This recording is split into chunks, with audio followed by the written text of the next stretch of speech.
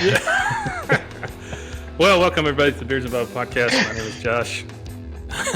I started recording right as I was asking you something funny. So I'm joined by my buddy Forrest. Forrest, how you doing tonight, man?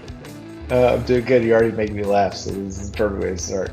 Yeah, there you go. Well, we were just talking before I hit record. We hadn't seen each other in, you said 17 years, I said 20 years.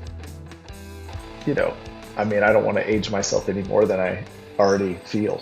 Yeah, So. yeah. Well, I was trying to think this through. You were at Southeastern, which is where we met. Did you start in 2002 or did you start in 2003? I started in 2003. Yeah. Okay, that's when I started.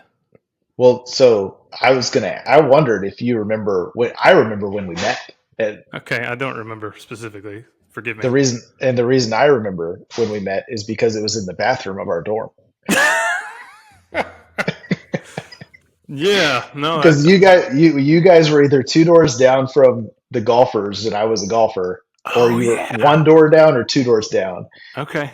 And it was that weird time because like we had played a tournament, I think like the first week of school, or we went and did something. And so like I didn't meet anybody or whatever. Yeah. And you know, you're the freshman in the dorm and you don't really like, you're a little nervous to like go, you're trying to like, is the shower running? Like maybe I'll go over there when there's nobody there. And I just remember like coming, like standing at the sink next to you, and you being like, hey man, I'm Josh. And I'd be like, nice to meet you, bud. Oh my gosh. And just not knowing, like, you know, are we going to be best friends now, or what's next? We just met each other in the bathroom. Well, okay, so Bower Hall, right? Bower Hall, yep. Okay, so I think I was room 314, right when you came in the side, and you were, who was your roommate freshman year? Oh my gosh, I know his first name is Jonathan. I don't know what. Licklider, Jonathan Licklider was my roommate first semester. So if Gabe was here, this would be so I lived the first semester next to you, and then I moved upstairs and lived with a different guy, and I lived next to Gabe. So okay, all right, yeah. So that was, you know, I remember you guys, you know, like being always like the life of the dorm, and I was just like the, you know, the kid that didn't play Halo and was like golfing all the time. So it just, I was. Well, see, I think that's code word for you actually had a life and you were actually doing something interesting and productive like golfing. We were just like surfing down the stairs with our mattress or staying up way too late watching reruns of Family Guy on DVD and being idiots and yeah. Do you remember when they used to come in the dorms? Like there was some, like, do you remember the dorms getting raided by like guys in black coats, like searching people's rooms for? I do. You know, yeah. That was really weird. That was really weird. Yeah. I have a theory about that. I don't know if so. Here's my theory. I remember specifically one night there was a kid that I guess had broken some rule somewhere. Oh yeah. And all of these, there's like 5 or 6 of these like high-ranking guys in the administration that all just like stormed into his room. And then I found out later that his dad was like a really prominent pastor in the AG. Yeah. Oh, I know exactly who it is. Do you? Okay. You don't say it in the. Yeah. We're not going to say it because his roommate is currently a very well-known pastor at AG. Gosh. Oh my goodness. Okay. So it's kind of weird because it was like, you know, like the fixers came in to like fix the situation, you know, the wayward kid that was going to give his dad a bad name. But yeah. Well, the kid that was his roommate is a great dude. I recently just talked to him. He's a great dude, and he was so scared that he was going to get like looped into this whole thing and get kicked out of school, you know, because his roommate had done this stuff, and it was just this big drama, and it was on my floor, like a couple doors down from me and Gabe, because that was second semester when that happened. But yeah, there's a lot of. It's so weird how your first kind of entrance to college, you know, like the things you remember and like, you know. Yep. Yeah. So. Gosh. So, okay. So you came to Southeastern on were you on a golf scholarship or just you were on a golf team? Well, leadership scholarship, the first, you know, year, which was basically my food and my books. Okay. That Yeah. was They it. didn't give too much. Their Yeah. scholarships weren't that generous. We'll just say it that way. No. Yeah. No. So yeah, I played golf, I guess, for I think in total about 4 semesters. But in golf lingo, I got full swing yips like Oh, okay. my second year in school, and like I basically put up the clubs and didn't play again until I moved to Korea in like 2009. I moved to Korea and I ended up hitting balls inside a Yes. So little range Kabin inside Gope. of a Yeah. yeah So yeah. here's another crazy thing I was thinking about this. Hmm. You were in Korea with Chuck Astudo With Chuck. right Yep. before I came to Korea.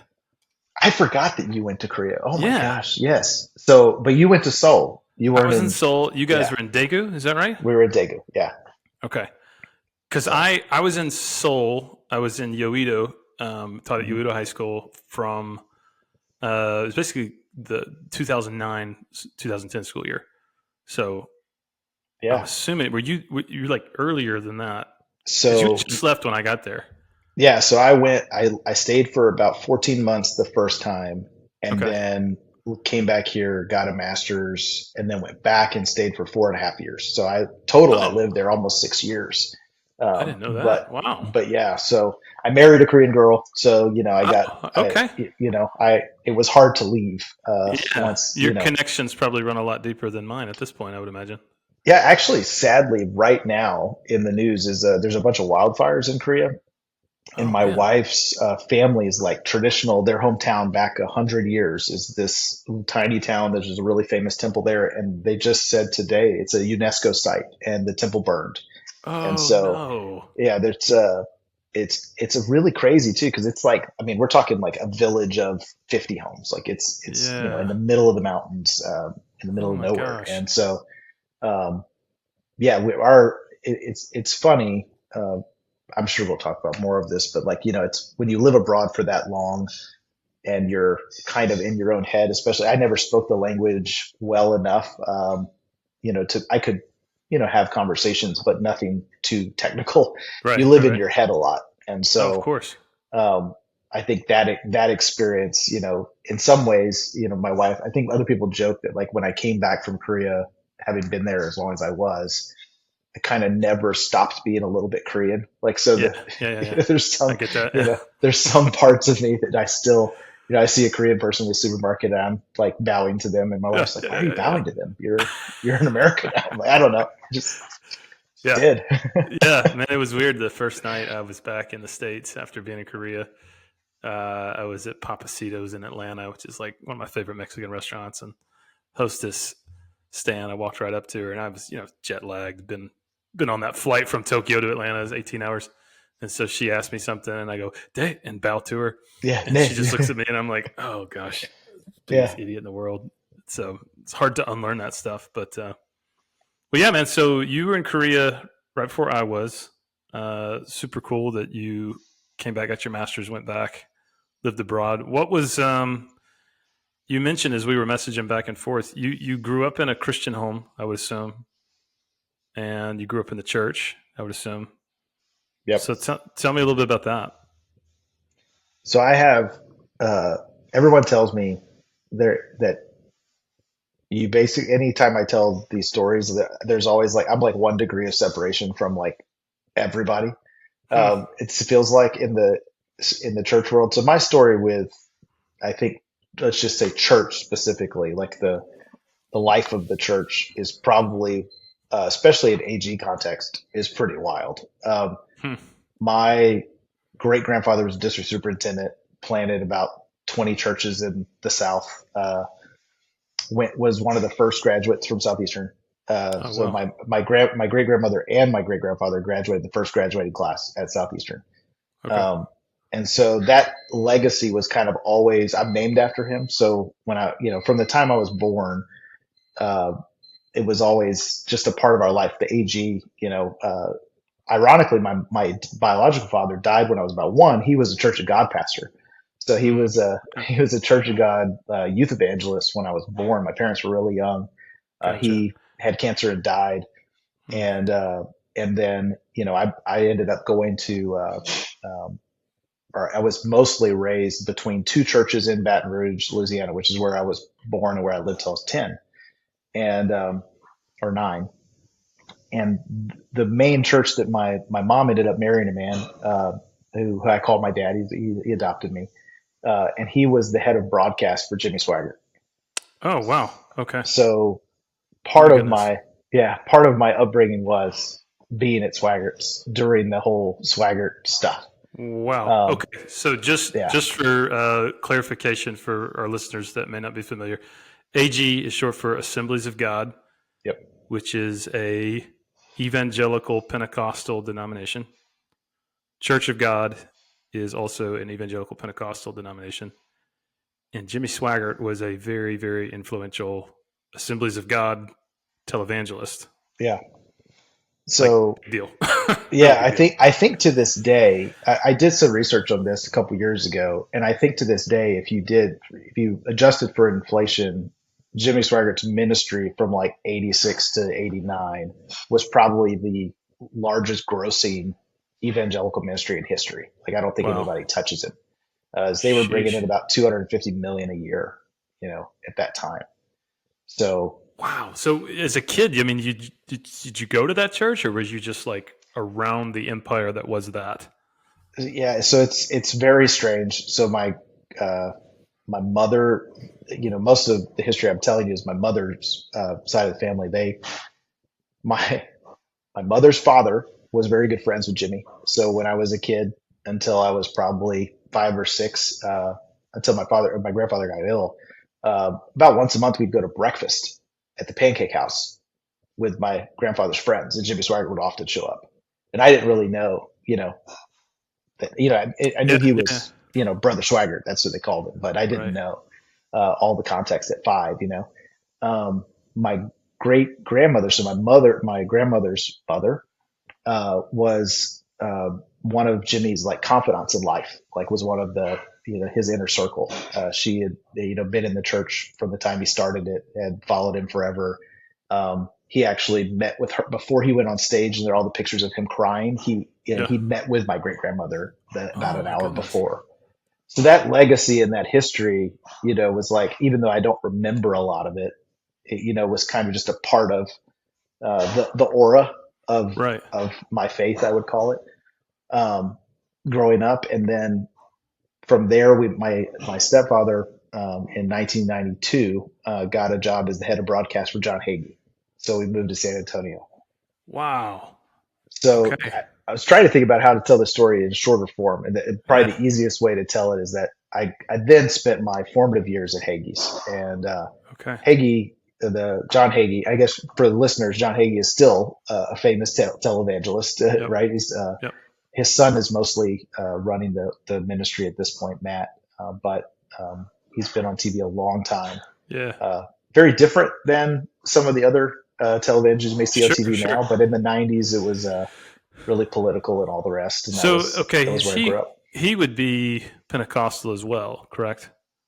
Yeah, he was Assemblies of God as well for a time, and then Okay. I think he left the Assemblies. He divorced during the time when the Assemblies didn't allow for divorce, and so he left Gotcha. the Assemblies of God somewhere Okay. in the early '80s.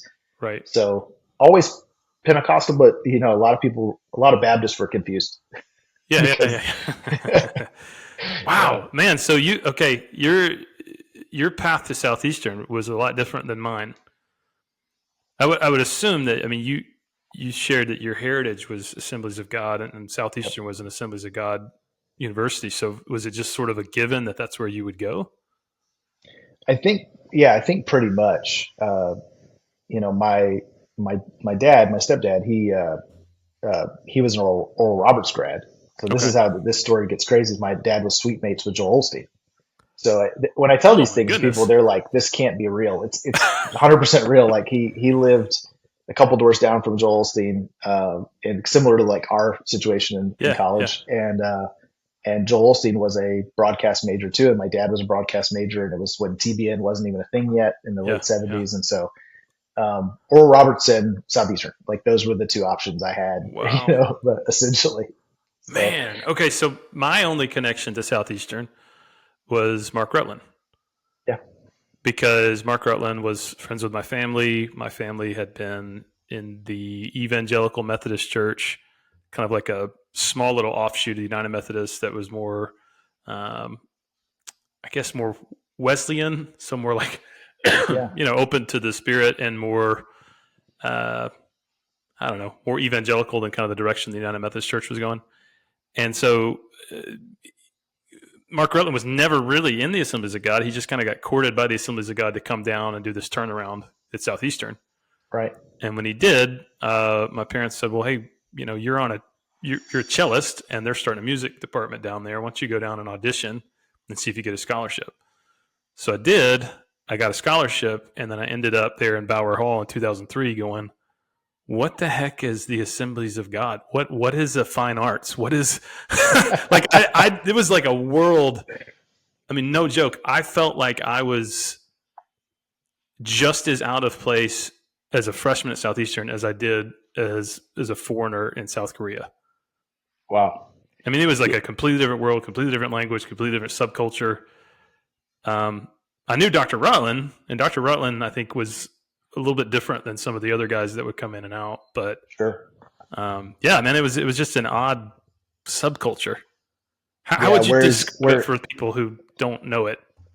Well, I think at that time, especially, and I actually did a summer session at Oral Roberts as well. So I could kind of Okay. give you Oral Roberts was, I think Oral Roberts at the time was like you had to wear a tie, you had to shave, Oh well. it was all of those types of things, even Yeah. just to go to chapel. I got written up a couple times because I didn't shave before I went to chapel.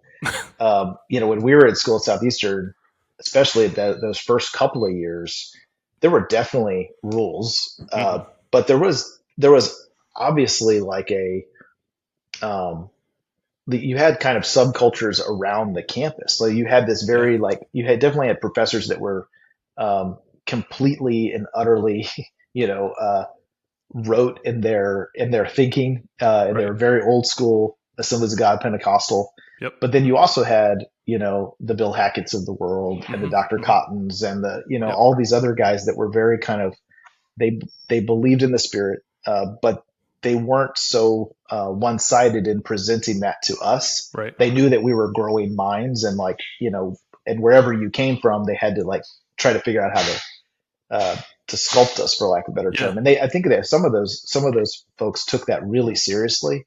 Mm-hmm. Um, and so that environment, like when you were there, especially if you didn't understand, like wherever you came from. So like in my case, I didn't feel out of the loop at all. I kind of came in like a know-it-all. I already Right. know how to do ministry. I've already been preaching since I was 14. I got this together. Hmm. Uh, and so the Southeastern experience for me was more like people saying, I don't think you know as much as you think you do. Why don't we show you Hmm. this other perspective? Yeah. Yeah. Yeah. And that's ultimately, um, you know, it was started my kind of deconstruction, Sure. honestly. So when you were there, did you start kind of noticing that cognitive dissonance between what you had been told and maybe what you really believed? Were those fractures beginning there at Southeastern? Is that what you said it kind of Oh, for began? sure. Yeah, Okay. for sure. So I had several like really formative moments, I would say. When I was there, the first one was probably somewhere in the first year of school. I had growing up at Hagee's, I had become like, which was a big thing back in the '90s in Pentecostal church. I was the armor bearer for our youth pastor, uh, Okay, you got and to define those words because only the real so ones know what that means. so at 14, my youth pastor came and picked me up from school, and I was in eighth grade, and he said, "You're going to be my armor bearer." And what that meant was, at the time, it was like I carry his Bible, I give his water wherever he goes, I go. Church after church, before church, whatever. I'm literally just following this guy around. Hmm. The joke always is like, this is actually not a joke. But at 16 or 17, I would go with him to counseling sessions with other kids that were my age. I mean, this is, and I went to a counseling session with him. I'm in the room with him and a girl that's in my class at school who's telling him that she's pregnant. Oh And my I'm goodness. like, what do I do with this information? Yeah. Holy cow. So, but so I was his armor bearer. He ended up being, one of the one of the folks that was the closest to me, in my life. And, he helped to, teach me how to preach, and I did some evangelism until I had stayed out of school for a year before I came to Southeastern. So until I was 19, I had done some preaching and, gone to different places with him and all that. And our youth group was really big. I mean, our youth group was 1,500 kids. So Oh well. it was a big deal to be the armor bearer. Sure. Yeah. Yeah. Yeah. Gosh. So did So you come to Southeastern as a ministry major? pastoral theology at first semester, Okay. and then I quickly was undecided. And so Yeah. to get back to what you asked me was, yeah, I think, I don't really know exactly. I'd had a really rough breakup with a girl I dated most of high school at home, and was probably dealing with a lot of that. And so a couple different people kind of simultaneously. It was almost like they did an intervention with me. I would call it like golf coach Matt Hewitt, a couple of folks. They grabbed me. I'll never forget it. They kind of all grabbed me within the course of a couple of days to just talk to me. It's like, let's talk about what's going on with you. And the theme of it was, we know that you probably know a lot of like how ministry runs, and you know a lot about like how to preach and all these things, and you see yourself as being another televangelist. Honestly, that's what I thought I was going to be. Um, but why? Like, why do you want to do any of those things? Like, what is it filling? Like, what is that fulfilling? And Hmm. it took about another year, but I'll never forget standing in Aventura. Like, so I'd moved to Aventura and then the other dorm Yeah. the next year. All my roommates were at a intramural basketball game. And strangely enough, the way the world works, I had read a poem because I had changed to an English major. So I had Yeah, read a that's right. poem. I was an Yeah. English major too. So there you go. So that's when we were rebels, all the We, English majors were the rebels at school. that's true. So I was an English major. I had read a poem, don't remember what the poem was, and standing in the mirror, still thinking I'm going to be a televangelist, until this moment, and being like, every everything that I believe myself to be is feeding my own ego. Like everything I saw televangelists do, or the cars they had, or the money they had, or whatever, like that's what I'm aspiring to do. Like, Mm, I'm not aspiring to, um, like to actually minister, to like actually, help people that are in need and serve right. folks. And it was like an immediate just weep, like standing in the mirror, like, and I was angry because my roommate, this is so weird how you remember these things. I was angry because my roommate hadn't cleaned the sink after shaving his beard. Since this is a beard Bibles podcast. We don't believe in shaving beards here, but Yeah, no. So that already, out of whack. But so I'm literally standing there in this thing, and I'm just like weeping wow. because it just suddenly, it took almost a year of time to pass of thinking and reflecting for me to just immediately come to the realization that like everything I'm aspiring towards is about me and what satisfies me. And if you're going Yeah, to be in this field, right, if you're going to actually, you have to be in it for a totally other motivation. And if sure. you aren't, you're going to fall flat on your face. And I think that's what scared me too, is I figured if I did go down that path, um, that at some point I would fail miserably, Yeah. because the motivations were wrong. And so, So, did you feel like you saw those motivations modeled for you, or do you think that was just something that you had within you that maybe you saw other people with pure motives, but then you came to the realization that your own were yeah, not as pure as you that thought it was? that's actually much more like it. And I and Okay. and I'd say this to people all the time. Uh, I've had, growing up, I was fairly close with Pastor Hagee's kids, and so I spent some time, like I went to their ranch one summer with them. And this is somebody that, obviously, if you're a televangelist, you have stuff, right? So Right. you'd think like, oh, this stuff is cool. Um, I mean, whatever your opinions are of these types of people, or even Jim Spire, the little bit of time that I've spent with him or seen him, I spent a little time with him when I was about 17 for like half a day. But these are people that like were not motivated by the things they have. Like Hmm. they either motivated by the things they believe, which I think is probably closer to Pastor Aggie. Like he truly believes like his worldview is his worldview, and he's trying to Sure. propitiate that, and he really believes it. Yeah. Whereas in most people that spend any time with Jimmy would probably say that like he really loves people, Like, and he Mm, just likes doing right by people, regardless of all the other things you've seen. Like sure. he remembers people's names. He's shaking hands, kissing babies, not because he's a politician, because he just loves people. Right, right, And I right. realized that that wasn't why I wanted to do it. Yeah. And so that was really, and even my youth pastor, his name was Warren Beamer. And people that know Warren, anybody in the association of related churches probably ran into Warren at some point. Okay. The Ark was a lot of the guys that are in Ark or were around Ark all came out of Baton Rouge at some point. Yeah, And I was supposed to ask you that. Chris Hodges was in Baton Rouge, is that right? my mom and Chris Hodges went to high school together. Okay. Yeah. My mom, yeah, so Chris Hodges, Dino Rizzo, all those guys Okay. are either in Baton Rouge. You're either a Bethany guy or you're a Swaggart guy. So Dino was at Gotcha. Swaggart's. I think Chris was at Bethany. Okay. Um, and so, that Warren was in a part of that, and Warren was he was probably the least successful of in terms of ministry terms. Like, he wasn't making Right. money or doing other things, but when he died about 2 years ago, I think he left 2 or 3 evangelistic centers that he had started, tons and tons of outreach, because it was his whole life. I was the Yeah. one that would call him at even until the last couple of years, regardless of where I've stood in my faith. I would be the one that called and be like, hey, somebody told me that you're not sleeping, Mm, right? Like, that you did this thing. You drove 12 hours to go feed some people in Louisiana, and then drove all the way back to Texas. Like, what are you doing, man? Um, well, and that and I realized that he was my role model. He was the guy I was supposed to be his protege, and our motivations were completely different. wow. And that was ultimately kind of Yeah. what did it for me. So, okay, you had that formative moment in college where you kind of had that realization of, man, I don't, my motivations for this aren't pure. I don't think I'm going to do ministry. And then you switched over to English major. Yeah. And I think that's where your circle and my circle probably intersected quite a bit, because I was an English major and I was in a couple of bands. Yep. You were friends with some of the guys that I was in bands with.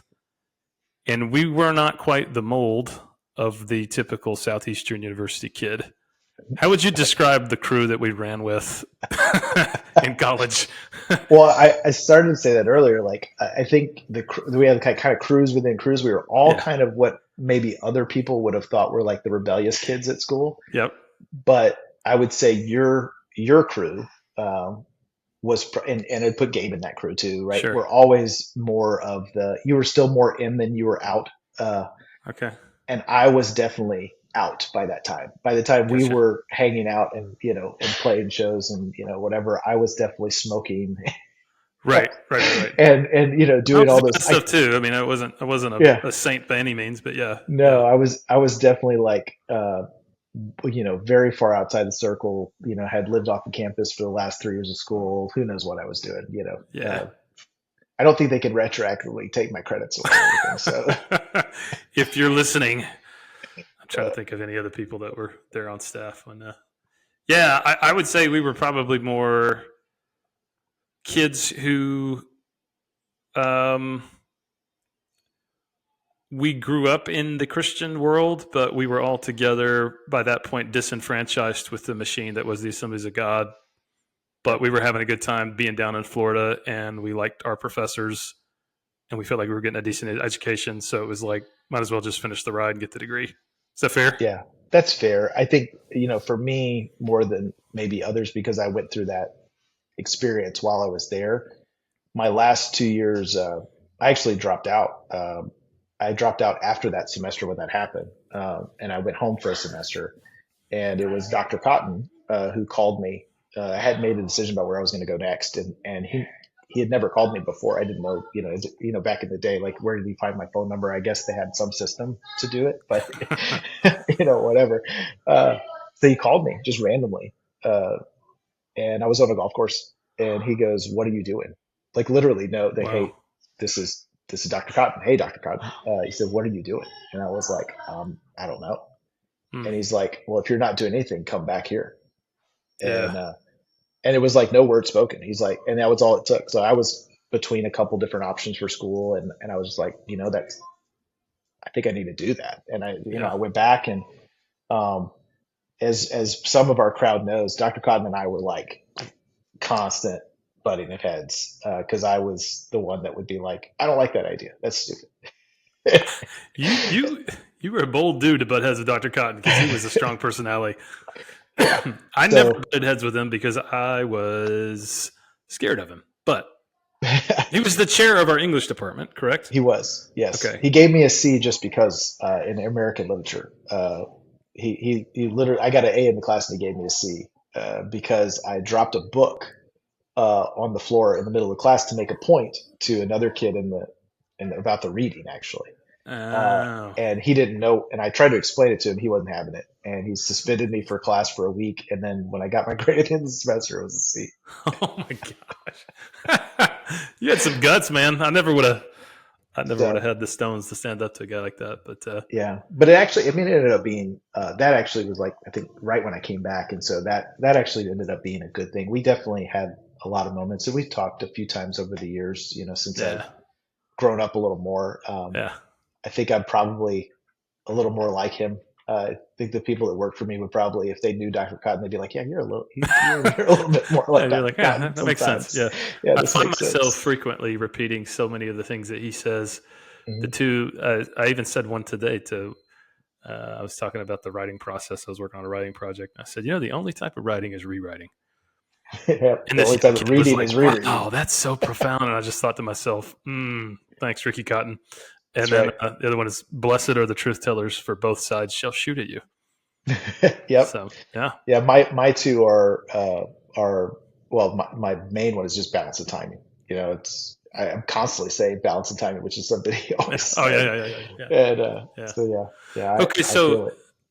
after college, where would you say like the pivotal moment is for you, where you said, "Okay, I don't really believe this anymore. I think I'm something different."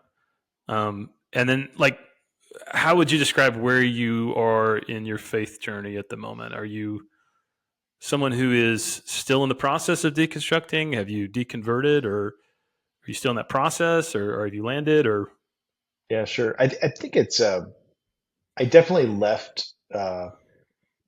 So I definitely left school still in the faith. I okay, think I was definitely more in that mind that state of mind that there's way more things that I don't know, and so I spent probably, gosh, from maybe the last year or two of Southeastern up and through masters, etc. Like still studying pretty deeply what I would call like academic theology, sure, literature. A lot of the things that touch on religion and world religions. And so I was, probably until I'm 41 now, so until probably 27, 28. So there's a good span there where I was still very much in the faith, but very much struggling with um, can I can I be a part of community with these thoughts? what were And the ones that you were struggling with the most? I think initially, like a lot of folks, whether it's good or bad, I'd done enough study in literary theory that I really Mm, struggled with like ideas like the sign and the signified. So it's like, mm, you know what a bird is, how can you know what a birdhouse is? Like those types right. of things. And then applying that to certain historical pieces of scripture and and then kind of landing where, and I'd say I'm probably farther out now than this, but kind of landing in this space where I didn't need to question like the historical nature of um, biblical text, like whether it was true or untrue, didn't impact, uh, didn't really impact my faith. I would call it at some point. So like if it, and that's probably from 25 to 28, 27, 28. I probably lived in this space where it's like if it is untrue, I still choose to believe. Mm, Um, and that was a hard place to be because then I would get into a lot of conversations with friends and try to be in community and I would talk about things like, just like that, like, right. and most people, one of my better friends in life, he he's a pastor and I'd have these conversations with him and he'd be like, dude, just don't talk to me. Like just Wow. Okay. he'd be like, just don't talk to me for a while because like now you're messing me up. Hmm. And I think that definitely had an impact on like how can I share, like what can I share with people about Right. how I didn't know it was deconstructing. I mean, deconstruction Right. for me was like, Derrida, like that was Right. Right. deconstruction. Right. Right. Yeah. Yeah. So Yeah. Yeah. yeah, So it was mainly of the idea of, if I'm hearing you, um, Christians claim to have this standard of concrete absolute truth known as the Bible. I'm struggling to accept that as a standard for concrete absolute truth.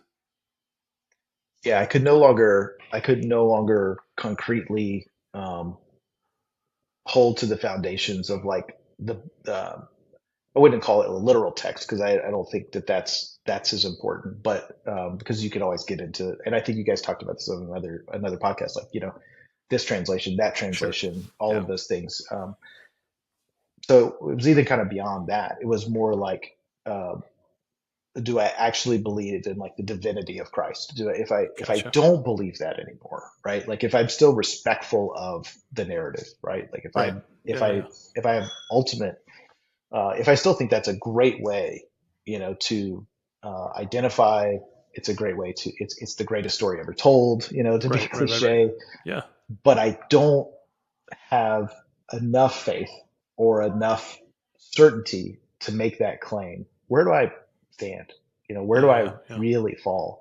And so I think about somewhere between 27 and 30, I wasn't telling people really much about uh, I created a website at one point where I was writing this kind of stuff with just questions. It was called like whataboutforrest.com. I think it was when I was living in Korea. So it was like people want to know what's going on with me. Here I Yeah. go.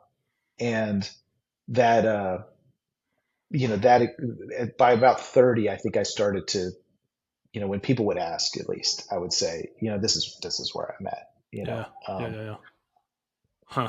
So at that point, would you have considered the moniker Christian an accurate one to describe yourself, or would you say you had become something else?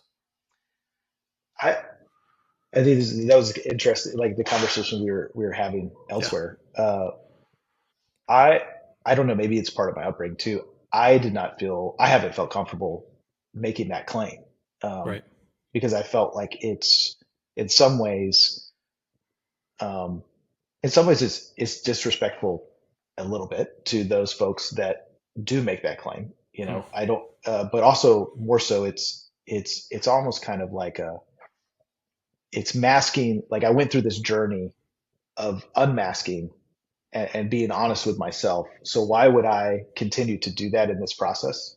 Right. Right. Um, I haven't been so bold, in many settings to be like, hey guys, I think I'm agnostic. Right. Like, Right. Right. Yeah. Yeah.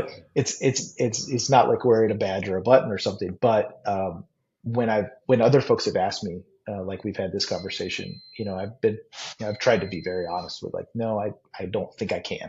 Right. Um, Yeah. Well, I think, and again, you and I started this conversation by talking through this idea of, you know, I made a Facebook post that basically said, hey, if you don't believe in the divinity of Christ, then I would consider that a key distinctive of the Christian faith.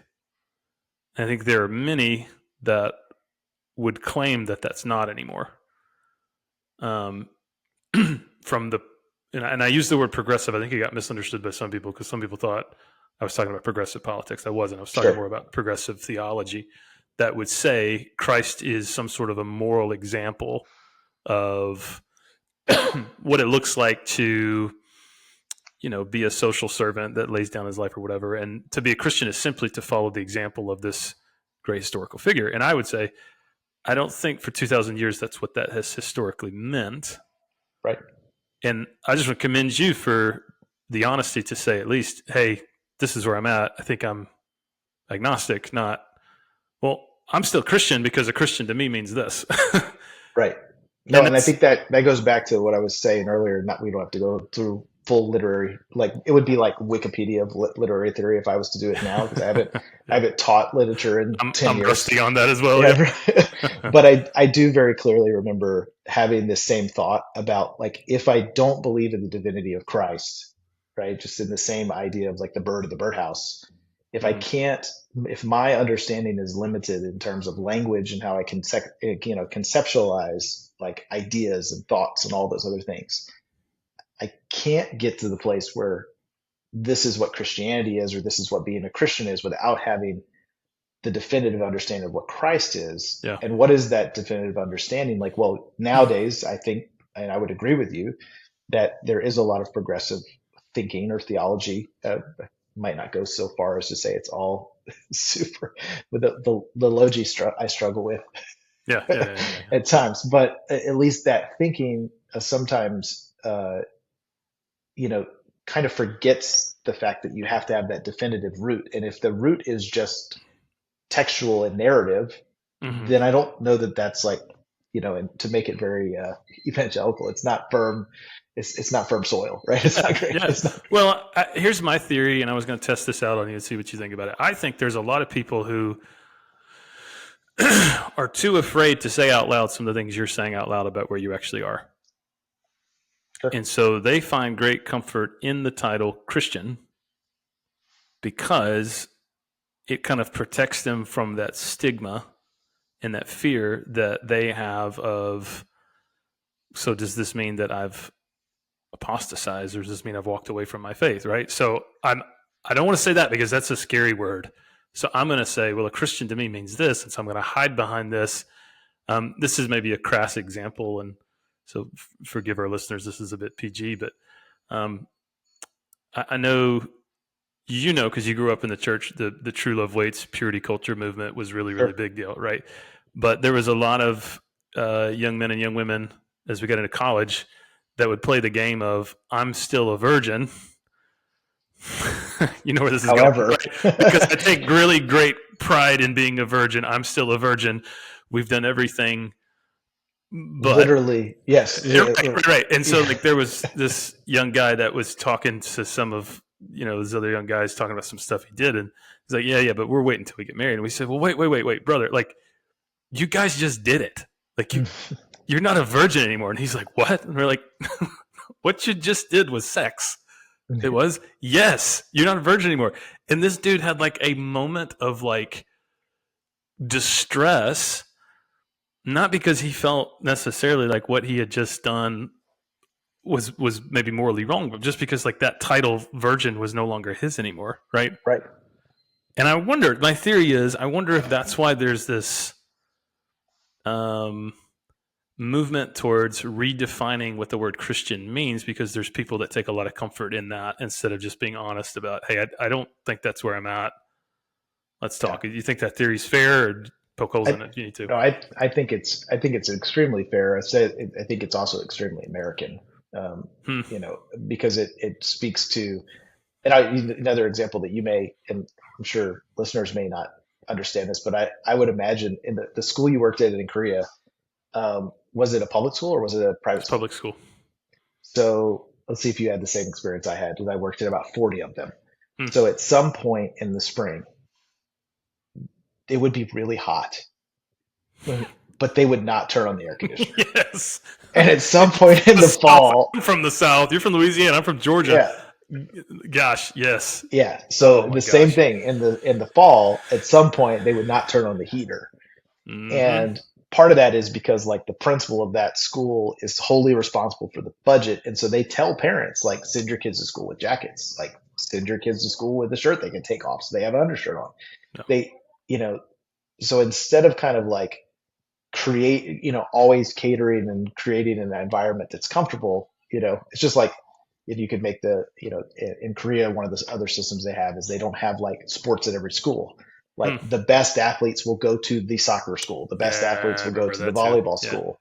Yeah.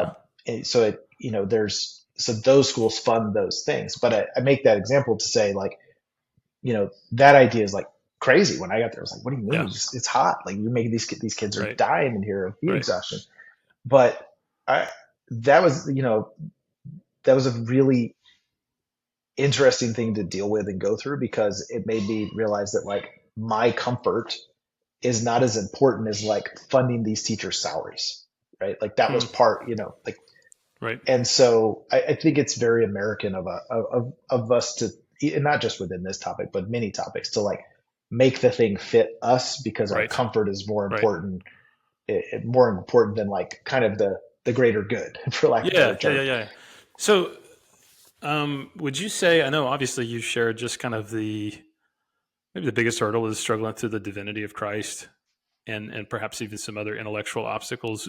Do you think those were the only factors that influenced you to go down this path of deconstruction, or do you think there was some emotional or maybe even some volitional factors there as well? No, I think for sure. I don't think you can. Um, I mean, I think I'm a bit, I mean, I guess everybody. This is a very American thing too. It's like to say, like, oh, I'm a unicorn, right? Like I'm super special. An exception to the rule. Like Yeah. I'm so excited. Yeah, but I do think that being raised in this kind of like for the most part, being raised around TBN essentially, right? Like Yeah. about around televangelism is very unique. And being that my dad, worked in the ministry very closely, and worked with a lot of these guys was a really weird place to kind of grow up. Hmm. Um, and I had some other things that happened when I was younger that probably, I didn't rebel like most kids rebel. I had a couple years period where I would, was a little bit of a rebel, but not really. And so I got in a little trouble at school when I was in ninth grade for fighting. Um, and when I got out of that trouble, I kind of just 180'd it straight into the church at 14, 15. Hmm. And that 180 was completely dysfunctional. Like there was Yeah. no time to process like why I was feeling the way I was feeling. So I never dealt with any of the emotions of why I was like fighting at school and getting, and upset with the world. And I went straight from that, spent 6 years, probably 6, 7 years kind of in the complete dysfunction of um, televangelism almost, Hmm. into Southeastern to where, luckily there were enough good people there that, got around me and kind of helped me deal with some of the emotional stuff that I was Right. dealing with. And then it became, well, let me more concretely study this kind of from this academic lens. And you talked about Dr. Rutland earlier.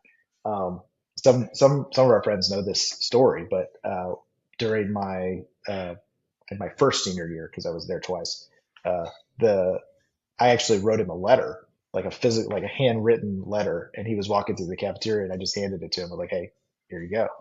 And about a day later, I got summoned to the president's office. And in the letter, I had actually taken uh, a quote from um, uh, A New Kind of Christian from Brian McLaren's Hmm. book. And I had taken, and it was specifically dealing with hell, and it was more so about, I'm really struggling to understand, like, here's these cultures around the world that would have never encountered Christ, and if this other part of scripture is true, like what the heck happens to these people, right? Hmm. And so I had quoted it and then just said, like, this is what, I'd really like to talk to you about this. And so he called me his office, uh, and it was the most like gentle, you know, exactly what you would expect from Dr. Rutland Sure. almost in Yeah. some ways. But he, um, he basically just sat back on his desk at one point in our conversation. We talked for about an hour, which and at the end of the conversation, he goes, sometimes it's okay not to know.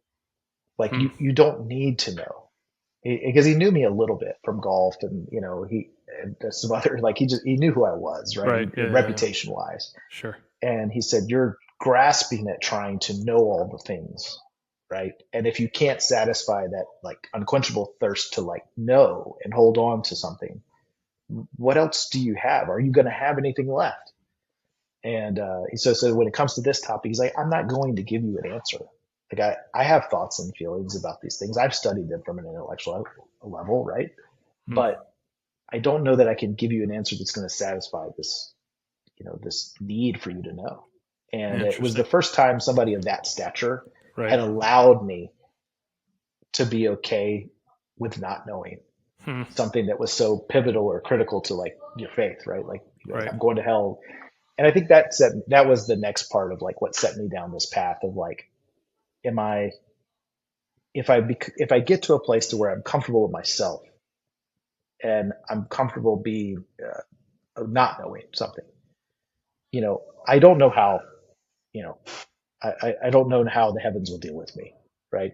Hmm. I I would hope, uh, from my human state that uh, that God is more benevolent. That if God exists in the way He's been defined by you know uh, the Scriptures, that He would be more benevolent to somebody like me that has been comfortable not knowing, but at the same time not uh, hasn't completely disarmed myself of the way I was raised or those things that appear to be true from the sense of like, and another Dr. Cotton thing, like in terms of like truth and beauty and goodness. Right. Yeah. Yeah. Yeah. And I think I kind of exist there Yeah. now. And it's not hmm it's a very uncomfortable place when you have children and Sure. you're raised like we are. Mm. I've let my kids explore a lot. They've gone to church. They do go to church, How old are your children? 6 and 10. Okay. And so they're getting to that age where they ask questions. And that's been, probably the biggest challenge is to try to hmm answer those from um, a, a place to where I'm not answering with what I believe today for myself necessarily, but giving them space to actually ask more questions Sure. so that they can come to some footing. Yeah. I think at some point one has to reach the bedrock, though, of what they believe to be what corresponds to reality. Right. That's I mean, fair. I'm hearing you say, and even Dr. Rutland, who it sounds like altogether that was a positive experience for you, Yeah, hearing somebody like that. And I always had great experiences with Dr. Rutland. Not a perfect guy by any means. That's not what I'm saying, but I've always had good experiences with him. But even a guy like that, who is a very well respected leader in evangelical spaces, was open with the concept of mystery, right? yeah, But I would also say he probably would be the first to say that there has to be at some point um, something that we place our faith in that we say this corresponds with reality. This is true. This is not true, right? And everybody has a different bedrock once you start deconstructing all the other stuff, right? If I don't believe in the gift of tongues, then do I believe in the Holy Spirit? If I don't believe in the Holy Spirit, then do I believe in Jesus? If I don't believe in Jesus, do I believe there's a God? If I don't believe in God, then is there truth? Is there meaning? Is there purpose? You see what I'm saying? Like, where do yeah, you, for sure. like, if you just Yeah, keep deconstructing, where do you hit rock bottom? And maybe what is the bedrock for you at this point? yeah, that's a great um, a great way to picture it, for lack of a better term. I think I've probably closer to having a bedrock now than I've ever been. Okay. Like and I would explain it in that um, I'm not convinced that whether it be science and or language, you know, that we will ever be able to explain um, what it is that has allowed creation to happen. Hmm. Um, it would be great. Okay, science, yes, billions of years. Give me all the, hmm Big Bang, hmm yeah, all of that. All of those things seem to me to be very fallible. That it's just not. There's always another, especially now as intelligence seems to grow. There, we continue to find ways in which we can poke holes into whatever it is, Yeah. So and you're saying that so science in and of itself is not, when people say trust the science, I believe in science, you're saying science is there will be another thing tomorrow and another right. thing, Okay. and it will be a supercomputer that tells us that our entire theories on whatever it is, right, Right. Right. Right. is not as perfect as we thought it to be. hmm And I think the same is kind of true, in terms of like our understanding, in terms of language. So like when it's not to me.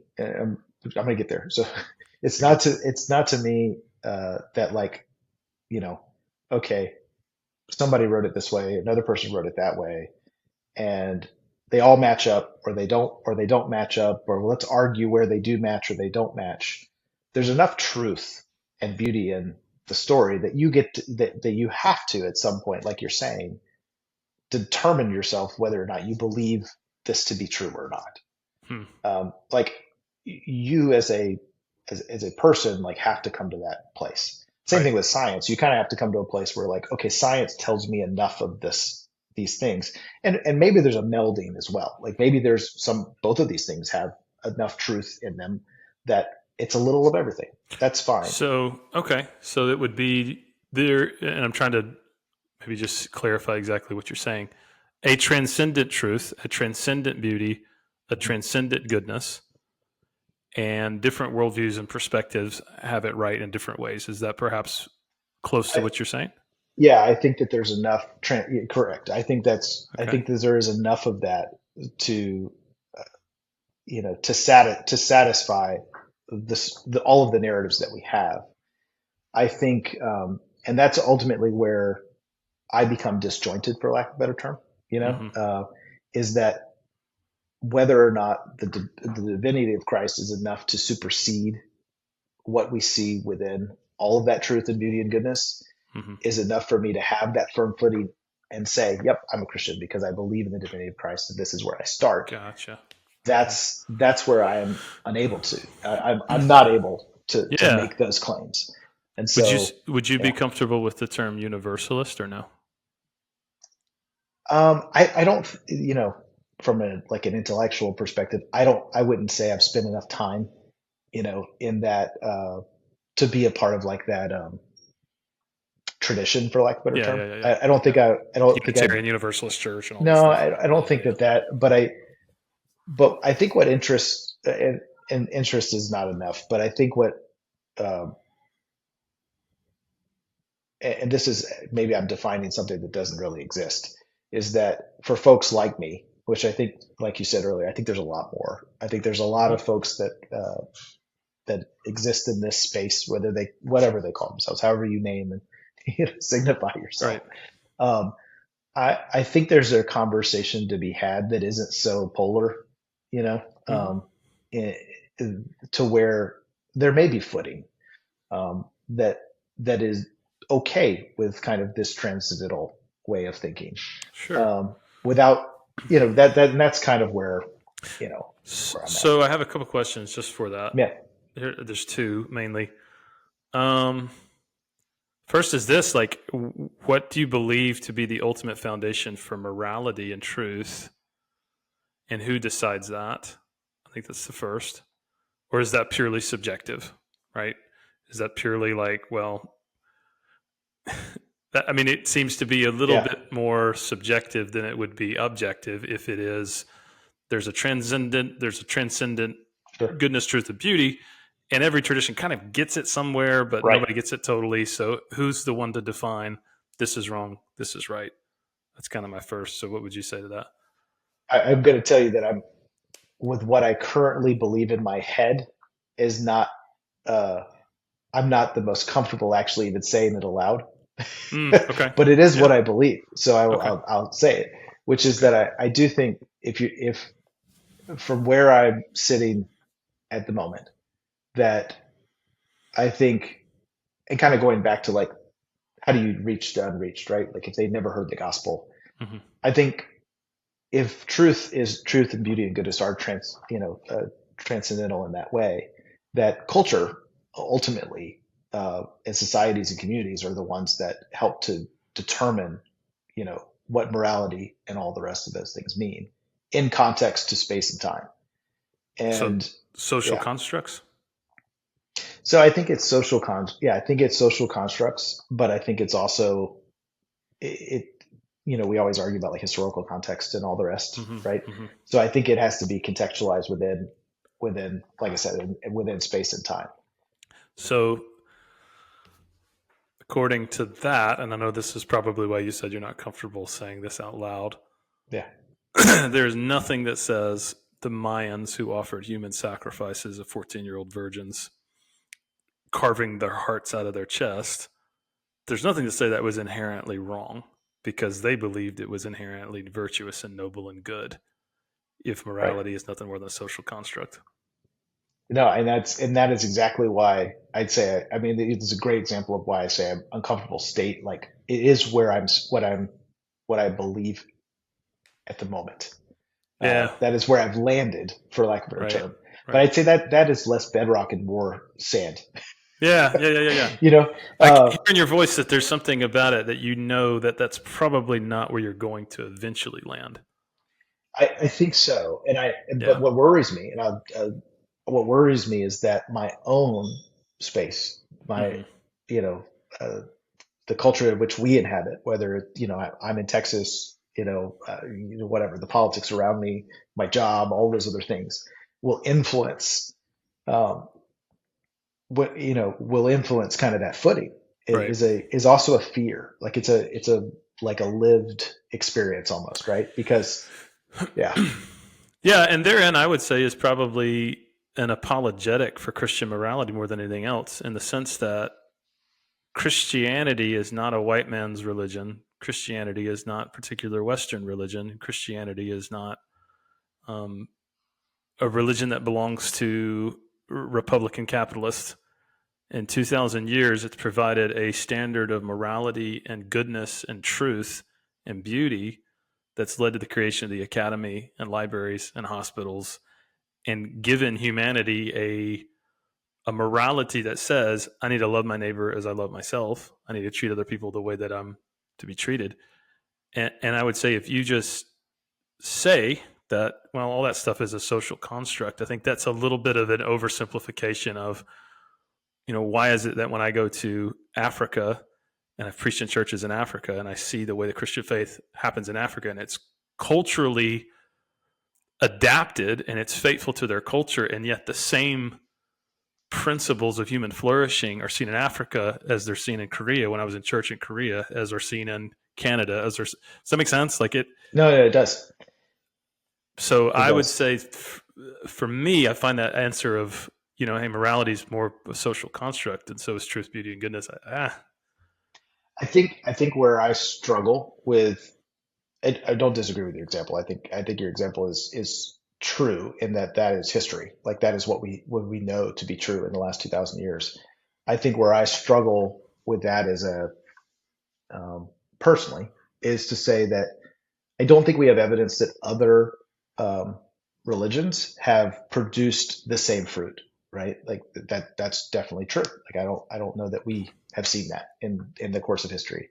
Hmm. But I To but say I that other also religions haven't produced that same fruit, or they I have. don't think so, right? Not in terms of uh, the full like the breadth of the things you just described, right? Right. Like Okay. Yeah. Got I it. mean, you were talking about like beauty and service, right? Like, I mean, Right. that's what the goodness of service, the goodness Hmm. of Hmm. those types of things that we've added to what is our current state or current society. Yeah. I don't think we have much evidence outside of the Christian faith of that happening or, Yeah. you know, so I think it is the best, I don't want to say example, but I mean, it's the best case, right? Yeah. It's the best case to make for that. The the problem where I kind of start to struggle is to where um, those those things within the construct of um, this is a byproduct of us of this belief, right? So this is a byproduct of us having belief in the divinity of Christ, and we because we have this belief, we've now created uh, cultures within cultures, honestly, right? So we've created these or social constructs, right, within these other cultures, and we've created this goodness around. Is kind of just almost to negate what we don't know. We don't know what's coming, and we don't know what happened. Well, honestly, like the historical record is much longer than we have documented to know what has happened until then. In other places, I think it's harder in the Western world probably than it is to explain like in other cultures, right?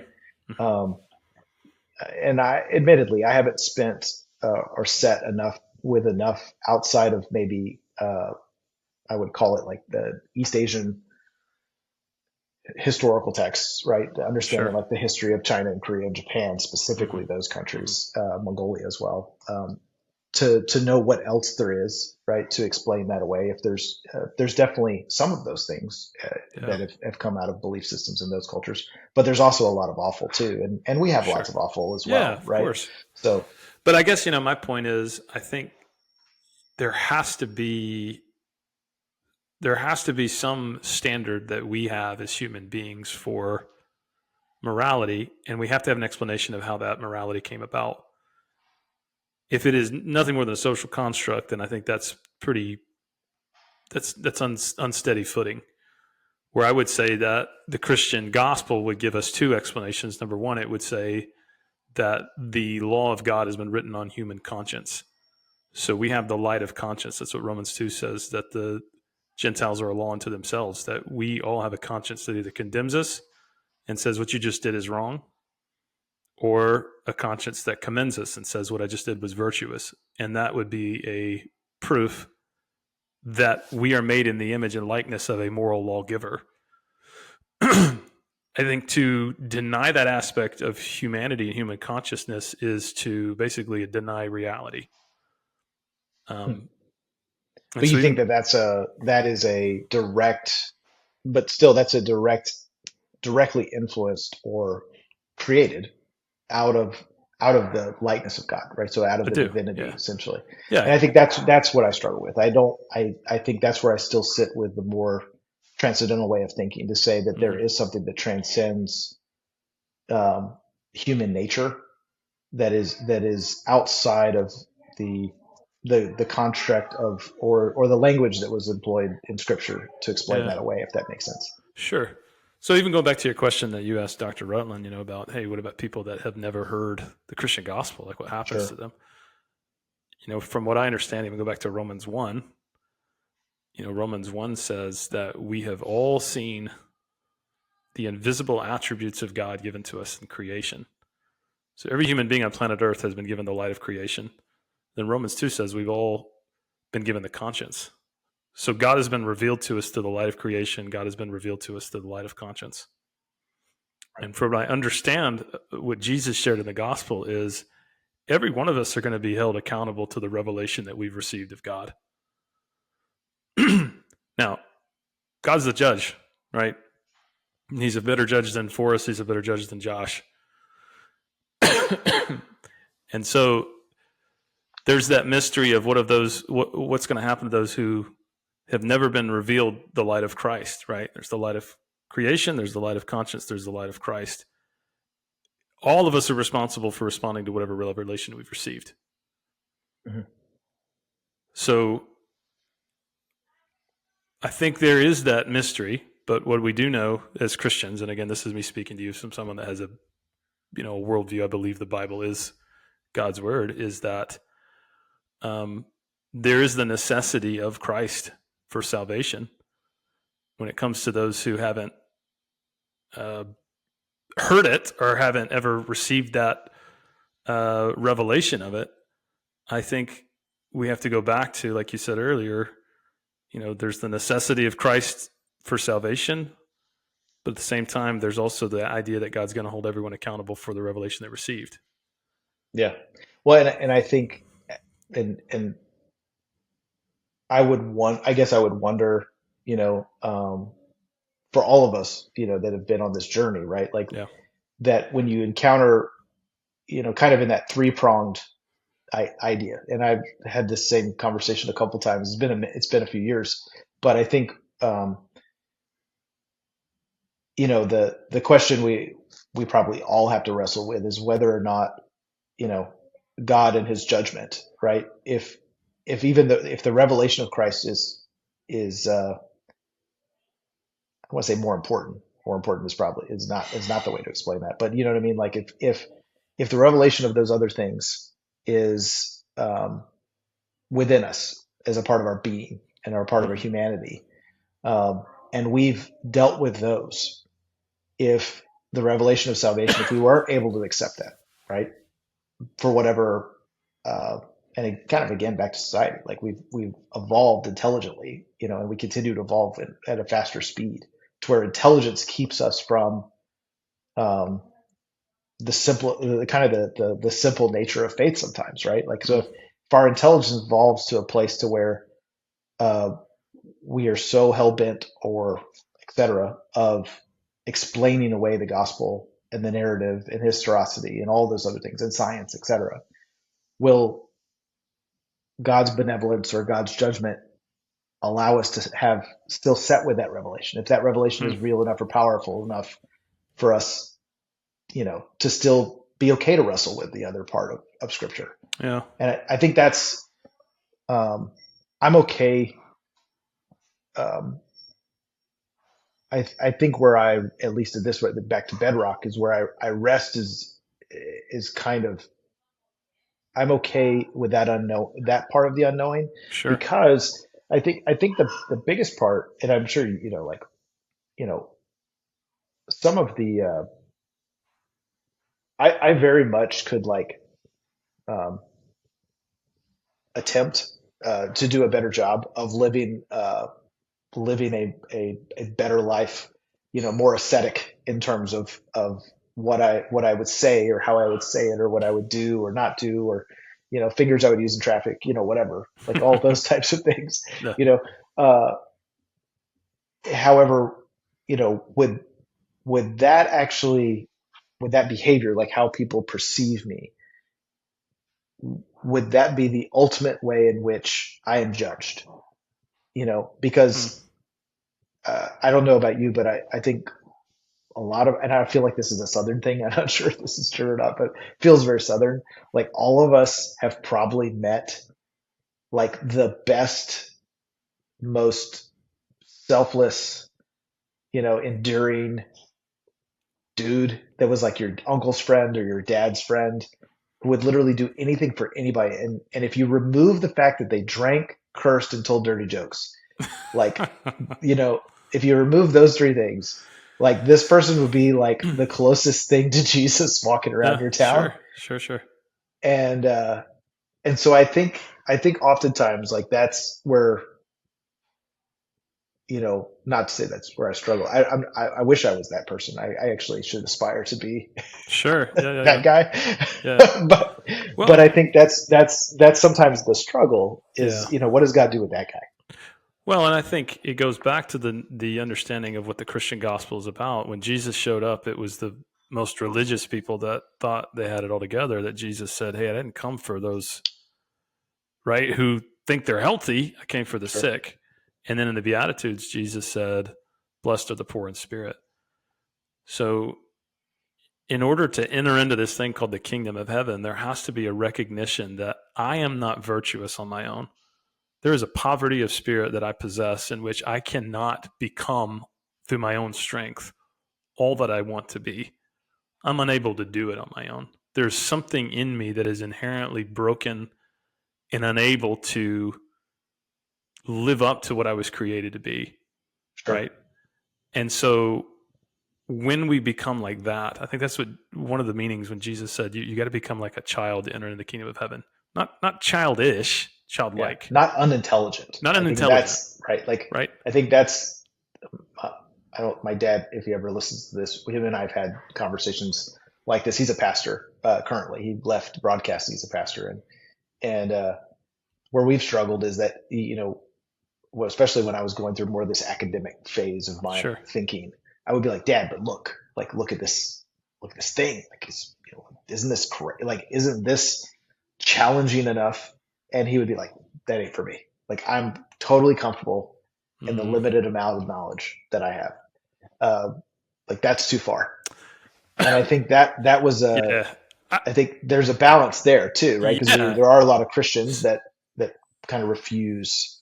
Okay, so I'll say this, and this is not, I'm not throwing any shade against the Pentecostals. All right. So I'm just going to say this. So, any Pentecostal people listening to this right now, I love you. The Pentecostal world has never historically been known as one of scholarship and academia. 100%. And like, it's almost this idea of intellect, learning, study, academia. Those things are the enemies of faith. You got to kind of just shut this off, and you got to let your soul man and your spirit man be filled by something deeper than that, Yeah. right? I haven't heard anybody say spirit man in a long time. Uh, But you probably have heard it, I would I've imagine. heard it plenty of times. Yeah, Um, and the only problem is yeah. that Jesus said, "You shall love the Lord your God with all your heart, with all your soul, with all your mind, and with all your strength." And some of the most rigorous intellectuals in the world, historically speaking, have been Jewish people who would wrestle through Torah. Even today, Right. you can go to synagogues and this is what some Jewish people do all day long is they're studying Torah. They're wrestling. That's what Israel means, the one who wrestles with God, right? Right. And historically speaking, there's a case to be made that Christianity has been the religion that has informed our understanding of there is a truth that God wants to reveal to us that we have to pursue to love God with all our mind. So, again, I'm not throwing shade against the Pentecostal subculture, but I would just disagree vehemently that I don't think that as we lean into deeper truths that somehow that our faith is in jeopardy with us leading into deeper truths, because I think if it's true, we don't have to be scared of study and knowledge. Does that make sense? No, it does, and I think it's probably to be fair to my dad. Like I, I, I think there was probably a point. He was like the perfect example that like for most of people, I would say if you said like what would be like the perfect Christian father, like Yeah. doesn't say any bad words, doesn't drink. Like, I've never heard my dad curse. Just a true story. Wow. He's been my dad since I was 8 years old. Never heard him say a bad word. Dang, dad gummit, Christian Uh, curse words. Yeah. he's never drank to my knowledge. I don't know that he's ever had a so in the kind of ascetic way of upbringing within Pentecostal world, I mean, he would be the perfect example of that. Right. Right. And he's very just clear almost. I think that's Pastor Hagee actually said that to me one time about my dad. He said, your dad's he's just true blue. He's just clear. Like what Yeah. you see is what you get. And so at some point his foundation became, I am completely comfortable in these things. And Right. I'm not, it's not going to be intellectually stimulating for me, or it's not going to add to my faith by doing these other things. I don't agree with that. Gotcha. Gotcha. I Yeah. don't agree. I don't agree with that, but I didn't understand that at Right. 25 when I'm taking him like, hey, Dad, let's wrestle with this thing together, right? Like, Right. Right. Right.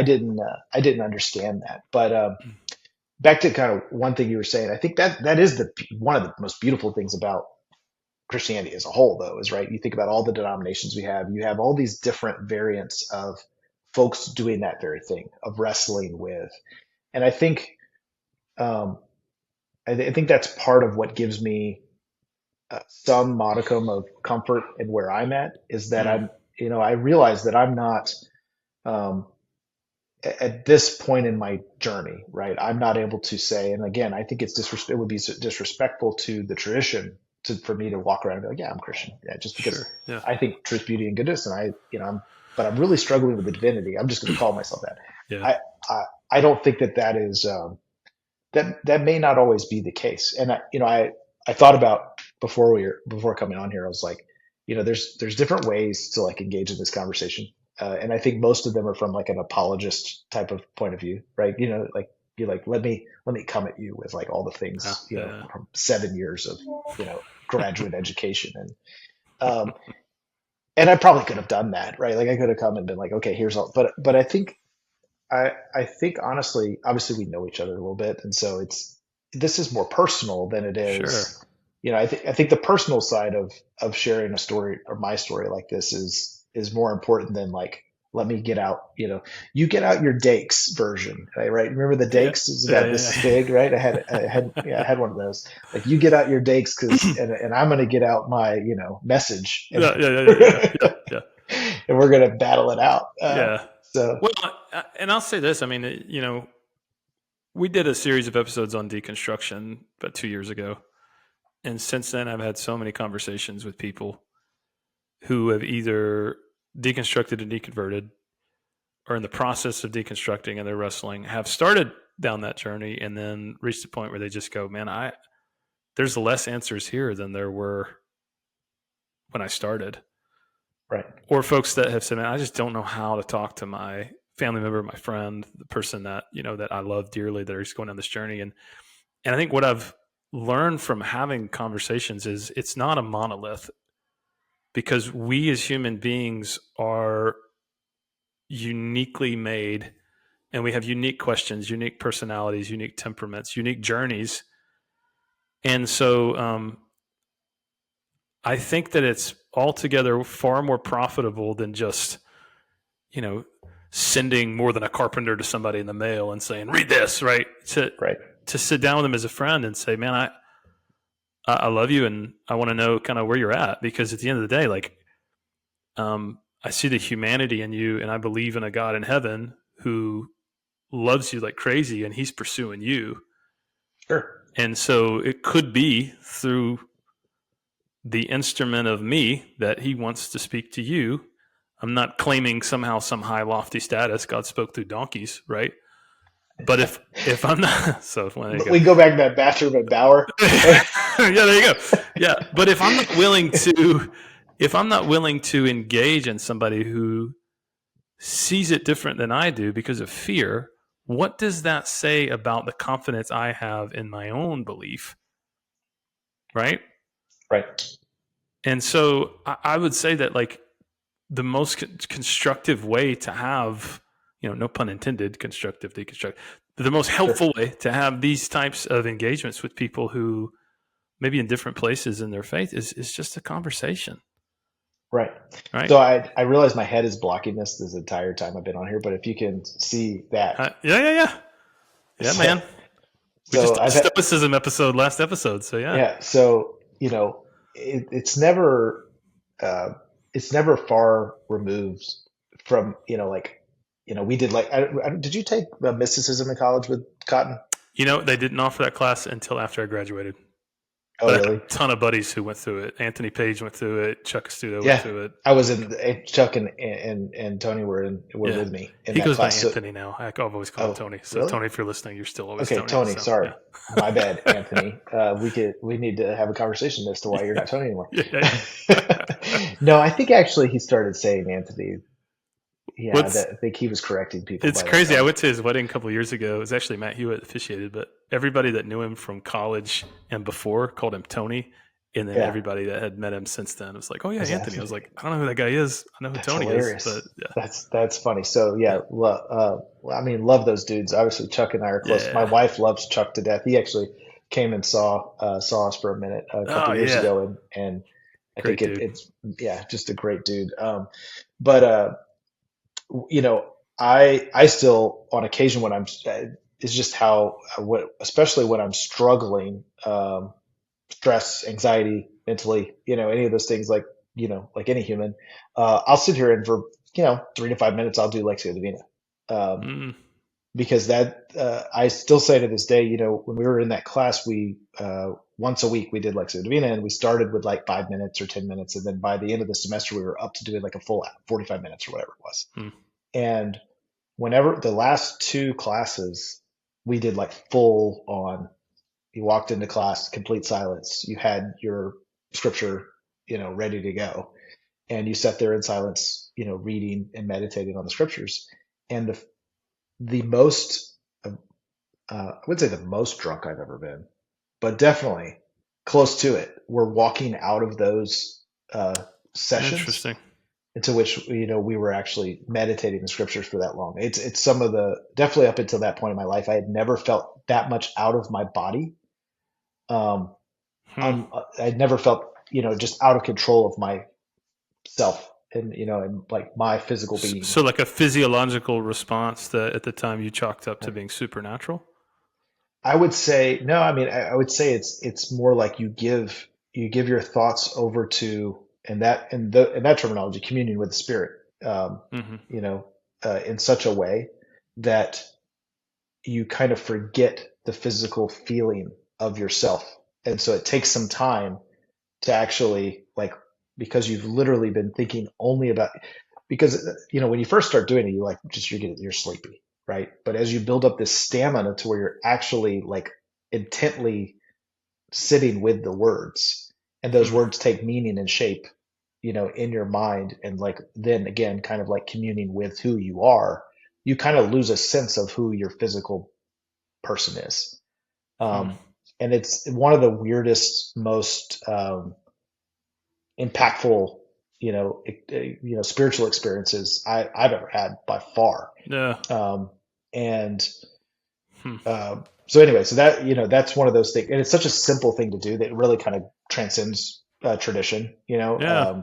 And so listeners out there, if you don't know what Lectio Divina is, go look it up. Yeah. It's not some hokey weird thing. It's something that Catholic priests and monks used to do. Right. So And it's still essentially do. meditating on scripture and leaning That's into it. scripture, and yeah, It's yeah. literally that. But I mean, you take a short. You can even just a short part of a passage Right. that's meaningful that could be, um, or honestly helpful to you. Yeah. And you sit there with it, and you just kind of let that be the only thing you repeat in your mind, and just let it repeat in your mind until you Yeah. kind of go numb to it. And That's it's a interesting. really interesting thing. So I'll ask you Yeah, this, and maybe we can wrap up with this. I find it interesting that you still at times will practice that. yeah. And I'm really interested to know, when you have those experiences with that now, do you believe that there is a personal God with a type of consciousness that is transcendent, that is pursuing you and speaking to you through those scriptures? I think, if Bill Wade was here with the perfect answer to this. I wonder if you'll remember this from college. The Possible. the the perfect answer to this He is would it's say possible. possible. Yeah, yeah, yeah. It's He was a possible. possibilist. Yeah. We're a possibilist. Yeah, we tried to create a religion in college. We I didn't. We remember should have that. started with that. We did legitimately like write the 15 fundamental truths of Of possibilism, I think. possibilityism. Uh, Yeah. so it definitely, I think it's more likely even than it is possible. And Hmm. I think, and kind of again, to wrap this up, I love that example you gave of bedrock. I think for me, the bedrock right now is definitely, it's still more, it's still more in the unknowing, but it's not outside of the tradition, if that makes sense. Hmm. Um, it, but it's one of those things where I can't build, like, I can't find that next place to put my foot that is, allows myself, uh, in my current, in the state of my intellect, to agree or, abide with the divinity of Christ. And so that's what keeps me out. And I think, and that is a, if there are other people out there that are listening to this, or that have felt those things, um, you know, great empathy, because it is not. I've been this way for a decade, and it's one of the more uncomfortable places to be if you're raised in the tradition like we were. Sure. Um, What it's not always a great place to be, what for sure. what do you think you would have to see that would convince you of the divinity of Christ? I've asked myself this pretty often. And there's all those cliches of, like, if there was an angel. No, no, Do you find the proofs of the resurrection circumstantial and invalid, or is that something that you would lean into and say, "Hey, there's something happened there"? as it's been a minute, but when studied probably more than a decade ago, I was at the place where I could not validate those with my readings, for lack of a better term. I didn't land in a place where I became any more comfortable, or, um, the word, um, Convinced one way or the other? convicted, convicted Yeah, that yeah, they yeah, were yeah. that those things were true. Um, Yeah, I have a buddy. I did an episode with him, kind of like the one we're doing now, where we just kind of talk through it. And even after that, and Jesse, if you're listening, I'm ratting you out. Every now and then he'll call me and we'll just talk on the phone for an hour or so. And that's the one part that he's wrestling with. yeah, So what do you do with that? What do you do with the resurrection? What do you do with the fact that there were claims that Jesus did rise, that there were so many that died for the claim that he was risen, when there was no money, there was no power, there was no fame, there was no acclaim to get. They died for that. So they would die for a lie that doesn't seem to add up. The fact that there were claims that he rose, and then there were hundreds that substantiated that claim and said, yes, we saw him, right? And so what do you do with that as well?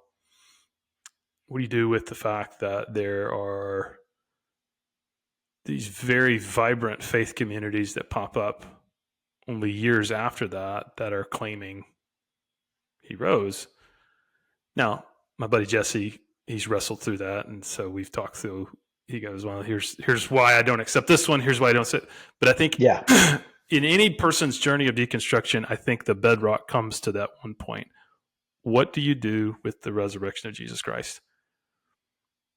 If he that's a great place for me to, I would say, spend some more time with that. I would just get on the phone with Jesse. All three of us get in a room. All three of us get in a room. But no, I think that's I have not, admittedly, I've not spent enough time considering kind of where, I think I spent a lot of time considering where,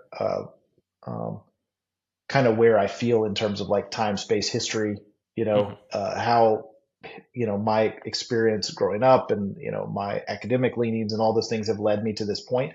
I still wrestle with that all the time, but I like to kind of plot down on like a specific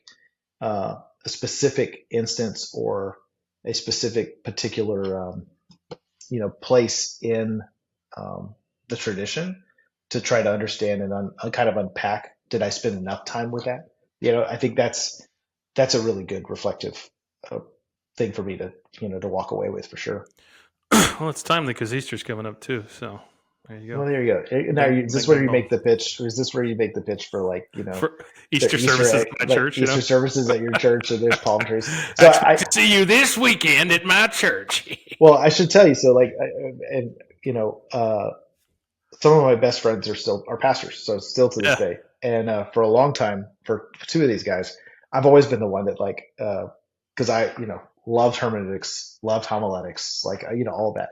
For years, one of them would send me their sermons.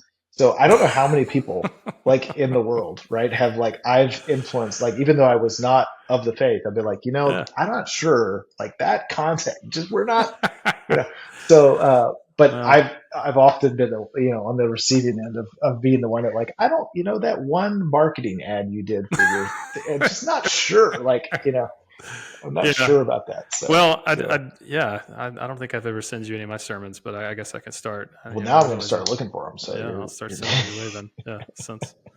Well, man, hey, I appreciate you so much hopping on and sharing your thoughts and us talking through this, man. And I genuinely mean it when I say, and I said this to Jesse too, like, if you seek the truth, you'll find it if you're searching for it. That's what Jesus said. And so I personally believe God's not done with you. I just get this sense that your bedrock that you're going to find is going to be at a certain point a lot more satisfactory. I think that's fair. And personally, I think it's going to be Jesus, but that's between me and him. So I'll be talking to him a lot about that. So yeah, please do. Yeah, man. But no, I appreciate you, and I, like I said, I'm definitely always.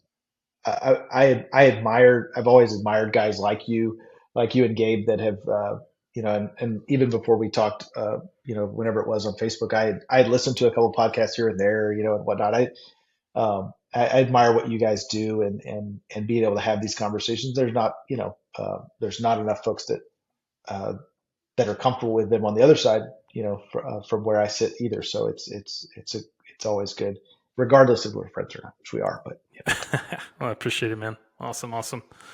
Well, if anybody has any questions even for Forrest, if you want to roast him or send him sermon clips or more than a carpenter in a vanilla envelope. Manila envelope, not vanilla envelope. Yeah. Questions for us though. Yeah. I'm easy to find. Author. Even though I have no published novels, they're all sitting in a somewhere back in one of these files. I'm author Forrest at Instagram and X, so you can find me on it there if you ever want to roast me there. Yeah, easy to roast find. him there. Yeah, please don't roast him. But you can send him a DM that says, hey, good job, I listened. You can always send us an email, beardsandbiblepodcast@gmail.com, or leave us a comment on the YouTube channel. Thanks again for listening. We'll see you next time. Awesome.